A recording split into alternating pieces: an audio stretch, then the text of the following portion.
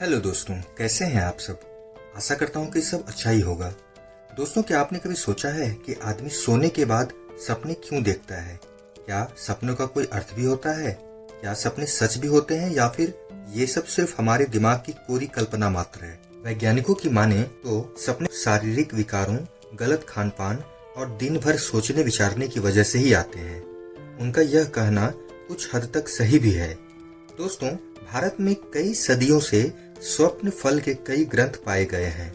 अगर हम किसी वृद्ध व्यक्ति से कहें कि आज मुझे सपने में यह दिखा, तो वह तुरंत ही उसका कोई न कोई फल कह देंगे कि शुभ होगा या अशुभ। ऐसे लोगों की मान्यता होती है कि कोई दिव्य शक्ति मनुष्यों को सपनों के जरिए उनके शुभ या अशुभ भविष्य के बारे में सूचना देती है।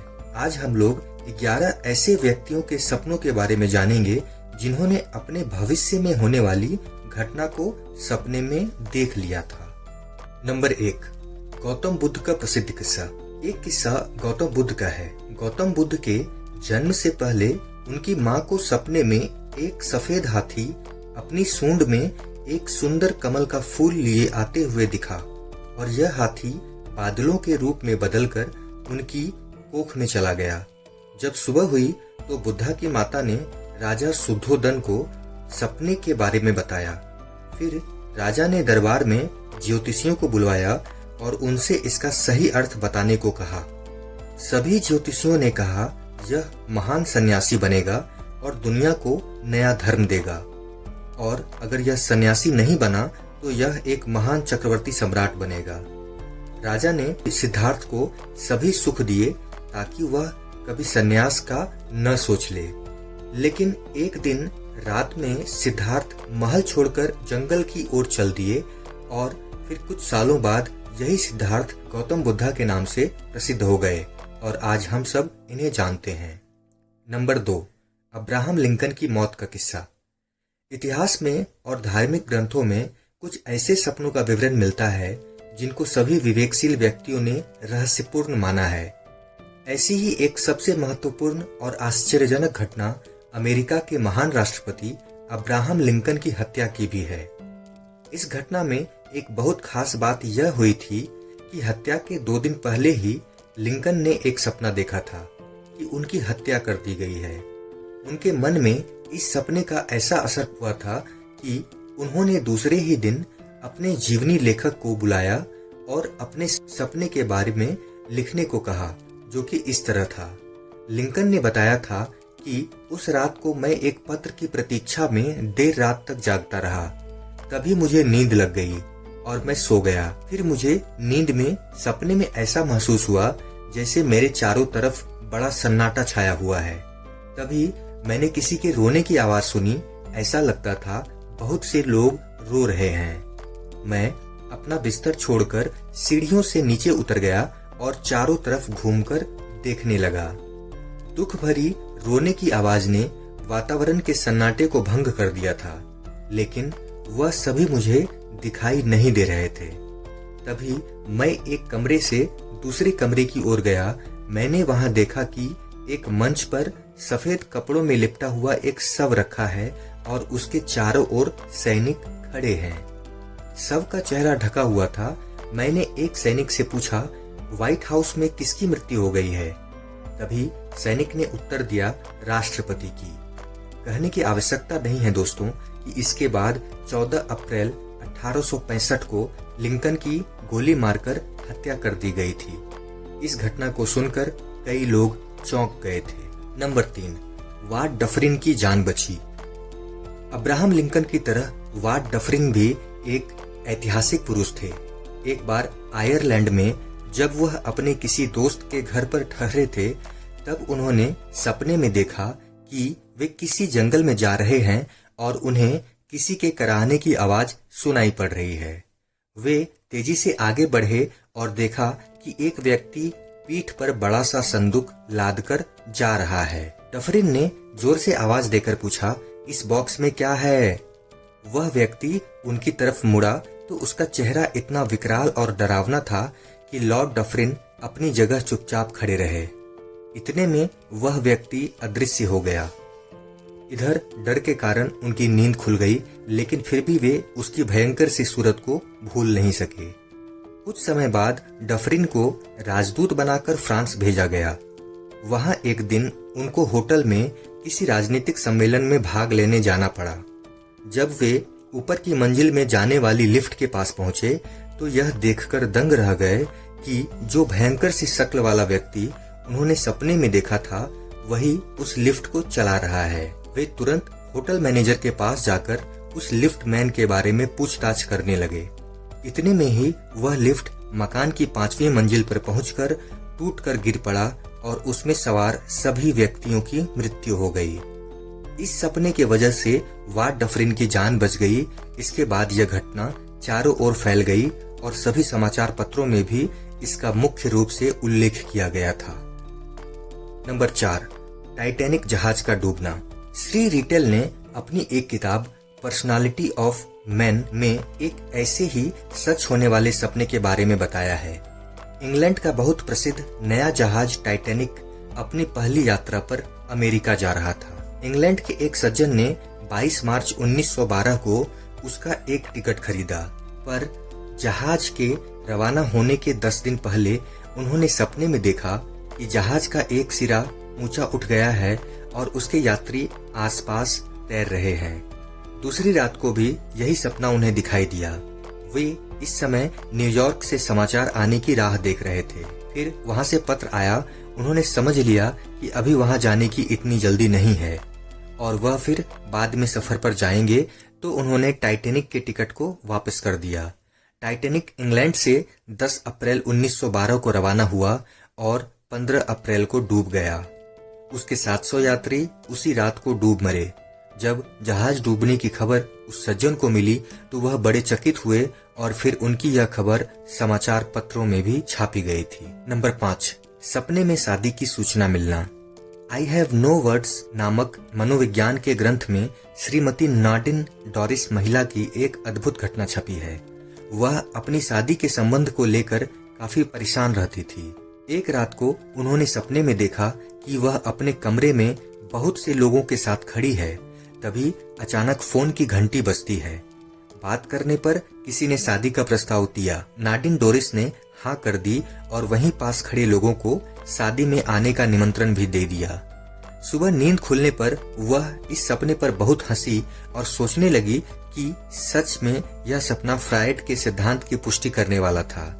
उन्होंने सोचा कि वास्तविक जीवन की अतृप्त इच्छाएं जो अवचेतन मन में छिपी पड़ी रहती हैं, ऐसे सपनों में संतुष्टि ढूंढती हैं। पर आगे चलकर उनकी शादी ठीक उसी तरह हुई जैसा कि उन्होंने सपने में देखा था। इससे नाडिन डोरिस और उनके करीबी लोग काफी आश्चर्यचकित हुए। नंबर 6, इसी तरह स्कॉटलैंड के राजा जेम्स को सपने में चेतावनी दी गई थी कि अगर वह इंग्लैंड पर हमला करेगा तो स्वयं ही मारा जाएगा। जेम्स ने इस बात पर ध्यान नहीं दिया और सचमुच उनकी मृत्यु इंग्लैंड से युद्ध करते समय रण क्षेत्र में हो गई। ऐसा ही एक और किस्सा नेपोलियन का भी है।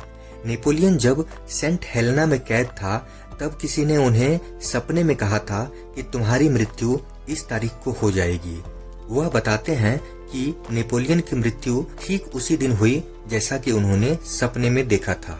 नंबर 7, भैंसे द्वारा मृत्यु होना। कुछ साल पहले दीपक नामक समाचार पत्र में एक खबर छपी थी। उसमें किसी ब्राह्मण के यहाँ झीवर नाम का एक नौकर था जो रोजाना सुबह के समय पूजा के लिए बेल के पेड़ पर चढ़कर बिल पत्र तोड़ कर लाता था। एक दिन सपने में उसने देखा कि पेड़ के नीचे एक भैंसा खड़ा है और कह रहा है, नीचे उतारते ही मैं तुझे मार दूंगा। उस समय तो उसने स्वप्न की बात समझकर कुछ ध्यान नहीं दिया, पर कुछ दिन बाद सुबह के समय जब वह पेड़ पर चढ़ा तो सचमुच एक सांड वहां आकर खड़ा हो गया। यह देखकर झीवर इतना डर गया कि भय के कारण ही स्वयं पेड़ से नीचे गिर गया और उसकी मृत्यु हो गई। नंबर 8, सपने में रहस्य का पता चलना। एक और रहस्यपूर्ण स्वप्न के बारे में जो कि ह्यूमन पर्सनालिटी नामक पुस्तक में दिया गया है, उसमें बताया गया है कि अमेरिका के सुप्रसिद्ध विश्वविद्यालय के प्रोफेसर हिलेर्टे के एक बहुत प्राचीन आभूषण पर खुदे अक्षरों का अर्थ समझने का प्रयास कर रहे थे। वह बेबीलोनिया के किसी सम्राट से संबंधित और 3000 साल से ज्यादा पुराना था। उसके 2 टुकड़े थे जिनके शब्दों का कोई ठीक अर्थ समझ में नहीं आता था। एक दिन आधी रात के लगभग उन्होंने सपने में देखा कि एक लंबा दुबला पतला पुजारी उनको प्राचीन युग के निप्पुर मंदिर के भंडार में ले गया और कहा कि उसके पास आभूषण के जो 2 टुकड़े हैं वे अलग अलग नहीं बल्कि एक ही गोल वस्तु से तोड़कर बनाए गए हैं। वह आभूषण बादशाह कुरीगालजू ने अपना नाम लिखवाकर बेल देवता को भेंट स्वरूप भेजा था। कुछ समय बाद आवश्यकता पड़ने पर उसने उस आभूषण को तोड़कर उसी से देव मूर्ति के 2 कर्णाभूषण बना लिए। इसलिए अगर वह उन दोनों टुकड़ों को जोड़कर पढ़े तो शब्दों का ठीक अर्थ समझ में आ जाएगा। अगले दिन जब प्रोफेसर हिलेर्टे ने उनको जोड़कर देखा तो उन पर स्पष्ट पढ़ा गया, भगवान नीलिब को सम्राट कुरीगालजू की भेंट। प्रोफेसर ने इस सपने को किसी प्राचीन मृत आत्मा की कृपा की तरह समझा, जिससे वे एक अज्ञात समस्या का रहस्य जान सके। नंबर 9, सपने में भाई के पुनर्जन्म की खबर। केसरी के भूतपूर्व संपादक श्री J.S. करंदीकर ने एक सार्वजनिक सभा में यह सपना सुनाया था। जब वे अहमदाबाद में थे तो एक रात को स्वप्न में अपने बड़े भाई को देखा जिन्हें मरे लगभग 25 साल हो चुके थे। सपने में उनके मरे बड़े भाई ने कहा कि अब मैंने फिर से जन्म लिया है। करंदीकर ने उस सपने की तारीख और समय अपनी डायरी में लिख ली थी। फिर दूसरे दिन पुणे आ गए और वहां अपने भतीजे का भेजा हुआ एक पत्र पाया जिसमें उसके घर पुत्र के जन्म होने का समाचार था। वह बच्चा ठीक उसी समय पैदा हुआ था जिस समय करंदीकर ने वह बड़े भाई का सपना देखा था। उन्होंने अपने स्वप्न का वर्णन भतीजे को लिख भेजा और सूचित किया कि बच्चे का वही नाम रखा जाए जो उसके बाबा का था। नंबर 10, सपने में दूरदर्शन की घटना। अब भी विचार संचालन की शक्ति के अद्भुत उदाहरण संयोगवश मिल जाते हैं। कुछ समय पहले समाचार पत्रों में पोलैंड की एक लड़की मेरना के सपने का किस्सा छपा था, जिसने विज्ञान जगत में एक हलचल पैदा कर दी थी। उसे एक रात सपना आया कि उसका पति जो सेना में काम कर रहा था किसी सुरंग में फंसा है जहां मोमबत्ती जल रही है और वह बार बार मेरना का नाम लेकर पत्थर हटवाने की प्रार्थना कर रहा है। लेकिन जब मेरना ने इसका जिक्र दूसरे लोगों से किया तो उसकी खूब हंसी उड़ाई गई। इस बीच मेरना को यह सपना बार बार आने लगा, जिससे उसकी हालत विक्षिप्त के जैसे होने लगी। डॉक्टर ने उन्हें पागल भी घोषित कर दिया था। कुछ ही दिनों की बात होगी, मेरना एक किले के पास से गुजर रही थी। तभी किले की सुरंग देखकर वह चिल्लाने लगी और कहने लगी, यह वही जगह है जहां उसका पति फंसा हुआ है। मेरना के बहुत जिद करने पर वहां पड़े पत्थरों को खोदकर हटाना शुरू किया गया तो कुछ ही देर में सुरंग का दरवाजा निकल गया। उसके भीतर से किसी मनुष्य के कराहने की आवाज आ रही थी। दरवाजा खोला गया और भीतर से वह व्यक्ति बड़ी निर्बल, कमजोर, मैली कुचैली हालत में घिसटकर बाहर निकल आया। उसने बताया कि जब वह फौजी स्टोर की रखवाली कर रहा था तो एक गोला वहां गिरकर फटा, जिससे सुरंग का दरवाजा बंद हो गया था। इस तरह मेरना, जिसे लोग पागल कह रहे थे, उसने सबको आश्चर्यचकित कर दिया और इससे विज्ञान जगत बड़ा हैरान हुआ। इस तरह की अनेक घटनाओं के होने से अब कितने ही वैज्ञानिक भी यह मानने लगे हैं कि मनुष्य में वास्तव में ऐसी कोई चैतन्य शक्ति जरूर है जो किसी दूर देश या काल की घटना को स्वप्न में दिखला सकती है। जब हम पूरे प्राणों से किसी चीज के बारे में सोचते हैं या पूरे मन से किसी को याद करते हैं तो यह संदेश सामने वाले तक विचार या स्वप्न के जरिए पहुंच जाता है। नंबर 11, सपने में दवाई बनाने की विधि मालूम हुई। Doctor S.N. भीसे ने लंदन में ही मेडिकल की पढ़ाई की और फिर वह वहीं रहने लगे। सन 1917 में वे आयोडीन से एक नई दवा बना रहे थे। उन्होंने सैकड़ों परीक्षण किए पर वे आयोडीन को पूरी तरह विषरहित बनाने में सफल नहीं हो सके। इस तरह परिश्रम करते करते उनको 18 महीने बीत गए पर कोई विधि न मिल सकी। तब उन्होंने सपने में देखा कि कोई व्यक्ति उनसे दक्षिण अमेरिका की किसी जड़ी बूटी का प्रयोग करने को कह रहा है। उन्होंने उसी समय उसी विधि से उस पौधे का प्रयोग किया और वह दवा बनाने में सफल हो गए। इस तरह सालों की मेहनत के बाद सिर्फ एक रात के सपने ने उनको सफलता दिलाई। अक्सर जब हम पूरी तरह निराश हो जाते हैं तब सपने ज्यादा सच्चे और सटीक आते हैं और हमारी समस्या का हल भी दर्शाते हैं। दोस्तों, अगर आपको यह वीडियो अच्छी लगी हो तो शेयर करें, लाइक करें, कमेंट करें और सब्सक्राइब बटन को दबाकर बेल आइकन को प्रेस करके ऑल का ऑप्शन जरूर सेलेक्ट कर दें, जिससे आगे आने वाली वीडियोस आपको समय पर मिल सकें।